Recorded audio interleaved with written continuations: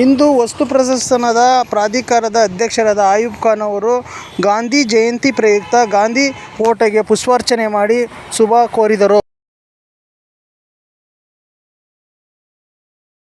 Governor ಅಂದ ತಕ್ಷಣವೇ ಅವ್ರ ಮೇಲೆ ಕೇಸ್ಗಳು ಬುಕ್ಕಾಗಿ ಒಳಗೆ ಹೋಗೋ ಸಾಧ್ಯತೆಗಳು ಖಚಿತ ಇರುತ್ತೆ. ಅಂಥ ಒಂದು ಸಂದರ್ಭದಲ್ಲಿ ಆ BJP ಜನತಾದಳದ ನಾಯಕರುಗಳು ತನ್ನ ಹಿರಿಯ ನಾಯಕರು ಮನೆಗಳ ಹತ್ರ ಹೋಗಿ ಅವ್ರು ರಾಜೀನಾಮೆ ಕೇಳಿದ್ರೆ ಒಳ್ಳೆಯದು.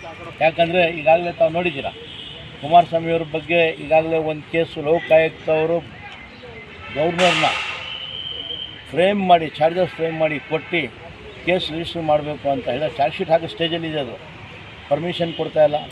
ಮೊನ್ನೆ ತಾನೇ ಇನ್ನೊಂದು ಡಿನೋಟಿಫಿಕೇಷನ್ ಹಗರಣ ಬೆಂಗಳೂರಿಗೆ ಬಂತು. ನಮ್ಮ ಯಡಿಯೂರಪ್ಪ ಅವ್ರದ್ದು ಒಂದು ಇದೆ, ಜೊಳ್ಳೆ ಮೊಟ್ಟೆ ಕೇಸ್ ಹಾಗೆ ಬಿದ್ದಿದೆ, ಜನಾರ್ದನ್ ರೆಡ್ಡಿ ಕೇಸ್ ಇದೆ.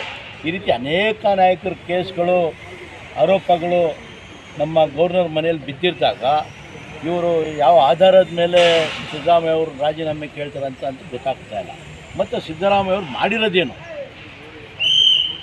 ಯಾವ ರೀತಿ ಯಾವ ಆಧಾರದ ಮೇಲೆ ಸುಳ್ಳು ಆರೋಪಗಳು ಮಾಡಿ ಇವರು ಅವ್ರ ಮೇಲೆ ಒಂದು ಕಪ್ಪುಚುಕ್ಕೆ ತರಬೇಕನ್ನೋ ಒಂದೇ ದೃಷ್ಟಿಯಲ್ಲಿ BJP ಜನತಾದಳದ ನಾಯಕರುಗಳು ಅವ್ರ ಮೇಲೆ ಆರೋಪಗಳು ಹೊರಿಸ್ತಾ ಇದ್ದಾರೆ.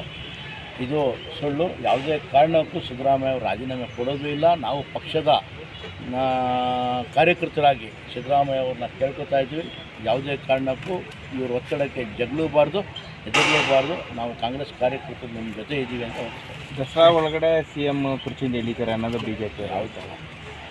ಈಗ ಅವರ ಕನಸದು ಹಗಲು ಕನಸು ನೋಡ್ತಾ ಇದ್ದಾರೆ ಅವರೆಲ್ಲ. ಯಾವುದೇ ಕಾರಣಕ್ಕೂ CM ಈಗಲೂ ಇದ್ದಾರೆ, ಮುಂದೆನೂ ಅವರೇ ಇರ್ತಾರೆ, ಮುಂದುವರ್ಸ್ಕೊಂಡು. Thank you.